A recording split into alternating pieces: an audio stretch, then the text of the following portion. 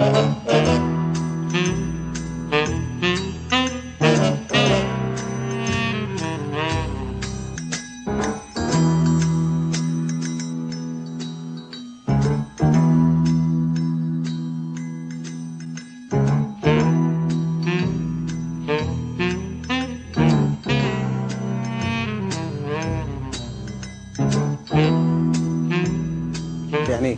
يمكن الأمير فيصل بن عبد الرحمن كنت أتمنى الحديث اللي قاله اليوم، يعني كذا مرة نحن ناقشنا نادي مشكلة النصر، كنت أتمنى إنه نفس هذا التصريح اللي فيه دافع عن إدارته ومن حاول يعمل شوشرة على إنه في نوع من المؤامرات، كنت أتمنى إنه في ذيك الفترة قال التصريح ده. وأنا كنت أقول لك إنه القضية كانت بالنسبة لنادي النصر ليست جانب خلافات إدارية أو خلافات أعضاء شرف بقدر ما إنها هي كانت فنية، والآن يعني انتهى كل شيء. لكن الآن هل أخذ تصريحه أن في ناس متربصة، ولا أخذ الكلمة اللي قالها أبو سليمان أن الناس اللي تنتقد؟ هو يقول لك متربصة إعلاميا كانوا يسووا شوشرة وكانوا يبحثوا. لا هو ما يقصد إعلاميا بس، يعني إعلاميا للتأثير لإشيلة هذا لجيبة هذا يعني في عدم استقرار. هو تحدث عن عدم الاستقرار، وتحدث عندما أغراض يفرقون يطفشون ما يبون استقرار. هو من خلال إثارة مثل تجربة ومر فيها أبو هو هذا اللي قال. أو ليش ما قضى عليها؟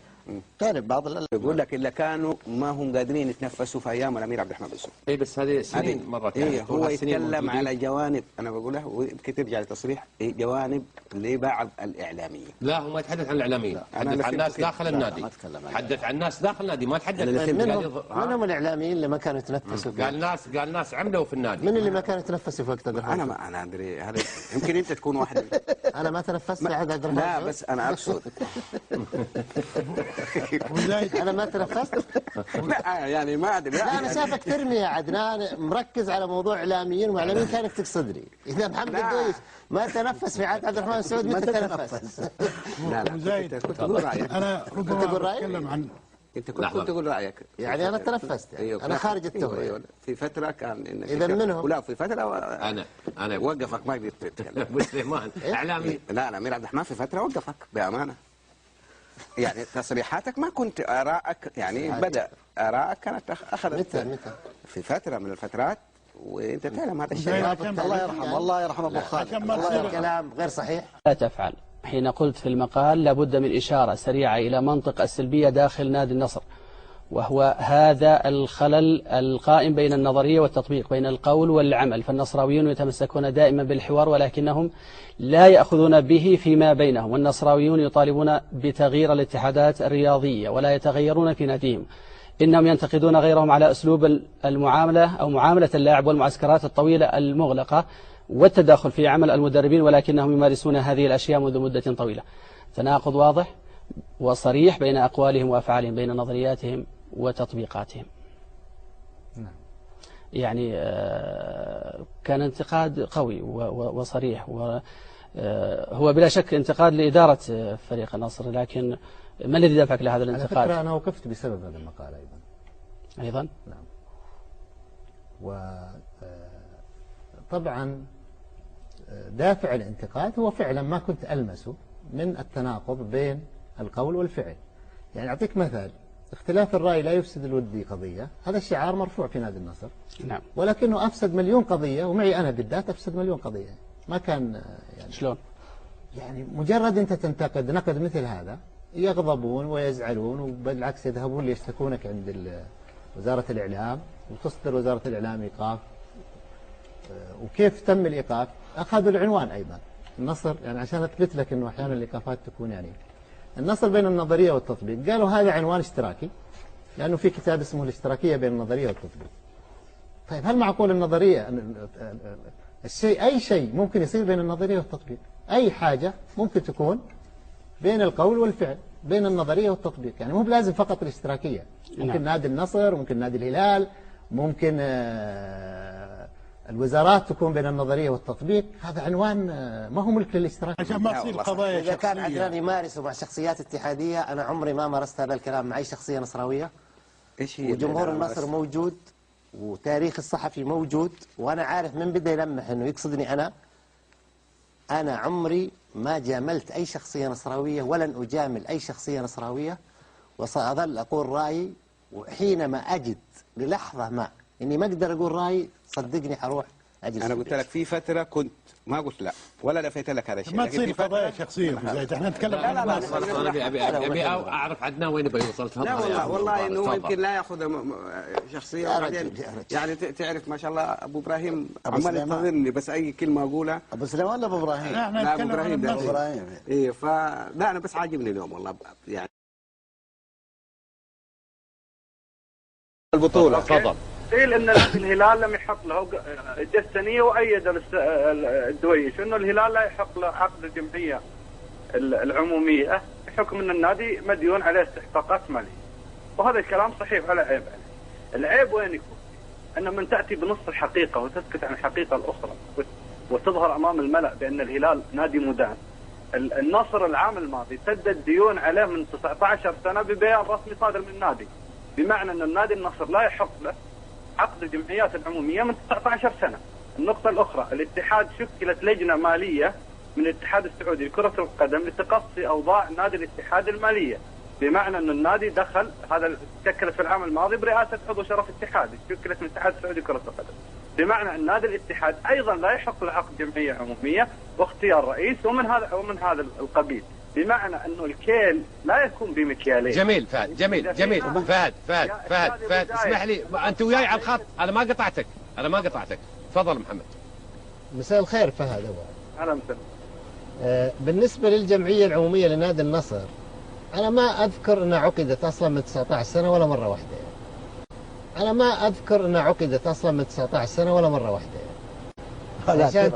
عشان تقول أنه صار في وكيف يختار رئيس نادي؟ عندي ملاحظتين او 3 ملاحظات يعني لو سمحتوا لي. في الحلقات السابقه كان ودي ان ننوه عليها. تفضل. تسلم يا غالي، سلمك الله. اول ملاحظه اللي كنت ابغى اقولها، كان انا سمعت في حلقه سابقه كان الاخ محمد والجماعه والاخوان محمد الدويش والاخوان اللي موجودين، الاخ محمد قال انه نادي النصر 19 سنه لم تعقد فيه جمعيه عموميه. وكان الحديث وقتها على ان نادي الهلال لم تعقد جمعيته العموميه او جمعيته العموميه غير صحيحه. ارجو اني ما اكون غلطان، هذا كان صحيح؟ لا لا هو متصل اللي قال مش أنا. لا انت قلت انه 19 سنه لم يعقد في جمعيه. لا ما قلت. لا صح أبدا. هو متصل قال يعني يا صالح متصل قال، وأنا قلت إذا كان هذا حصل فهو خطأ. مساء الخير فهد. اهلا وسهلا. بالنسبة للجمعية العمومية لنادي النصر، أنا ما أذكر أنها عقدت أصلا من 19 سنة ولا مرة واحدة. عموما اخ صالح او اخ محمد، أنا ما أحفظ الأرقام أصلا مش انا بدي أوضح.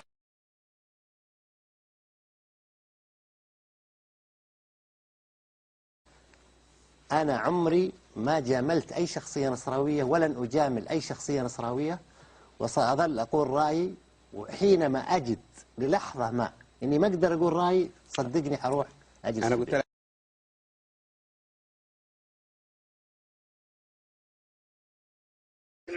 خلاص علي ما دام رحت لحسام الصالح لن يستمعوا إليك نهائيا يعني. خلاص أنت صرت محسوب على حسام الصالح. أنا أعتب على أنكم تفتحون البرنامج بحوار مثل هذا بوجود الأشخاص الموجودين والمستمعين الكرام لنسمع كلام كما ذكر من الكابتن علي يزيد. وبعدين لا في لي تعليق آخر على ما ذكرت قبل شوي الأستاذ محمد الدويش. نعم. لما قال إن بما إنه ذهب للأستاذ حسام الصالح معناته لن يجد أي حق له. لأن من أكبر الأخطاء لما نتحدث عن أمور نكون جاهلين فيها بها أو تنقصنا المعلومة الدقيقة عليها. يعني هذه الملاحظة أنا قلتها للأخ علي يزيد لأنه راح للأخ حسام الصالح ولم يذهب للإدارة.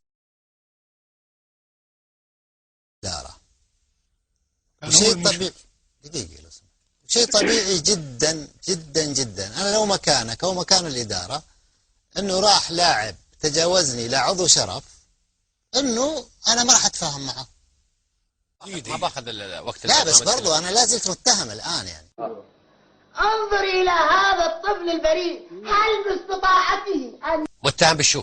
لا متهم اني انا مثلا رحت لناحية معينة انه لانهم على خلاف مع حسام الصالح، وبما ان اللاعب راح لحسام الصالح اذا هم ما سمعوا للاعب. هو طبعا قال هالكلام، قال ما سمعوا لي.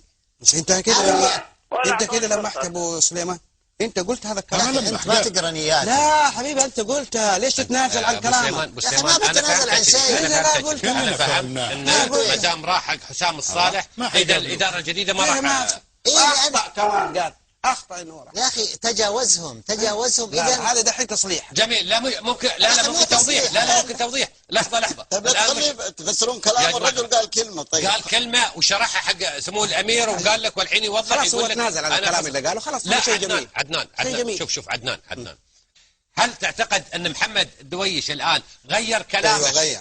ليه خايف من من؟ لا انت غيرت يا ابو محمد. انت اللي تغير، انت لما طلع منصور بلوي انت اللي غيرت. انا ما اخاف من احد. خلونا من هالموضوع. لا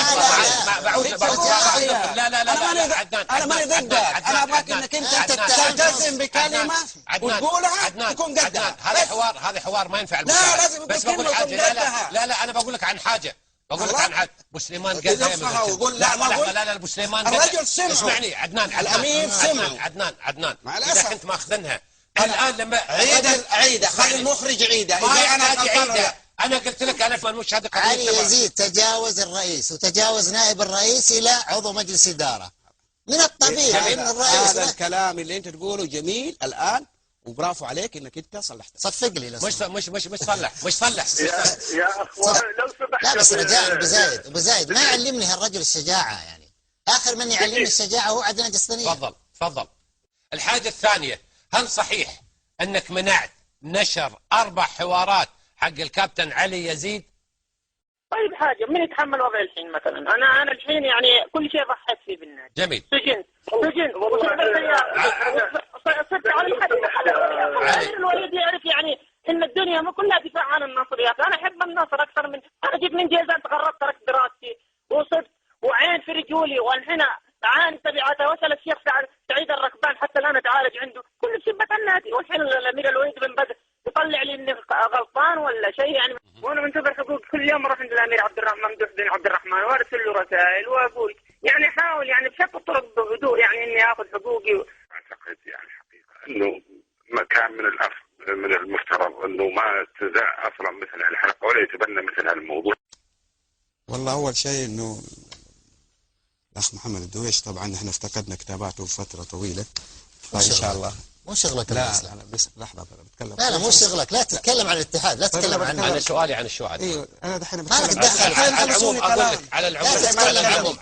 اذا افتقدت كتاباته بتقراها قريب ان شاء الله. قريب. لا ليش اخذتوا البعد؟ انا ليش اخذت البعد؟ تتكلم عن الاتحاد لو سمحت، اترك الدويش بحاله. دخلك انت فيني. جاوبني عن الاتحاد. سبحان الله العظيم. خلاص جاوبني عن الاتحاد، تفضل.